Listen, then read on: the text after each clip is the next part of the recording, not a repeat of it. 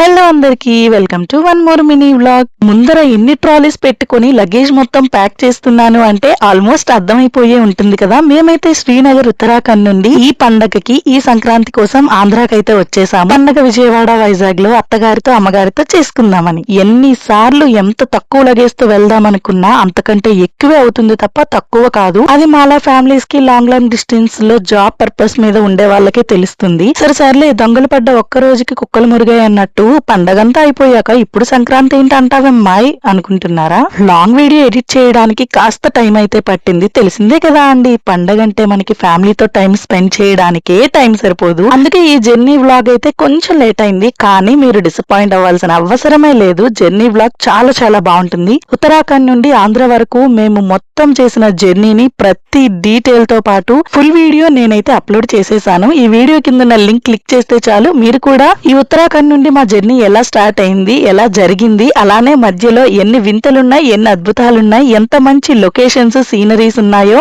అలాగే చాలా important details కూడా నేనైతే ఆ వీడియోలో ఇచ్చేసాను. అయినా ఇంత మంచి ప్రకృతి సౌందర్యాన్ని మీరు కూడా చూడాలి అంటే ఖచ్చితంగా ఫుల్ వీడియో చూసేయండి. చాలా బాగుంటుంది. అలాగే మీకు కూడా చాలా మంచి విషయాలు అయితే తెలుస్తాయి. ఈ చిన్న వీడియోలోనే లొకేషన్స్ ఎంత అందంగా ఉన్నాయో చూస్తున్నారుగా. దట్టంగా కప్పబడిన మంచుతో కొండలు ఎంత అందంగా ఉన్నాయో. ఇంకా క్లారిటీగా అన్ని డీటెయిల్స్ తో పాటు ఫుల్ వీడియోలో అయితే అప్లోడ్ చేశాను. తప్పకుండా చూడండి. ఇక్కడ నేను చూపిస్తున్నది అయితే డెహ్రాడూన్ ఎయిర్పోర్ట్ అండి. ఇక్కడ వరకు ఉన్న జర్నీ వ్లాగే పార్ట్ 1. పార్ట్ 2 కోసం తప్పకుండా వెయిట్ చేయండి. Thank you.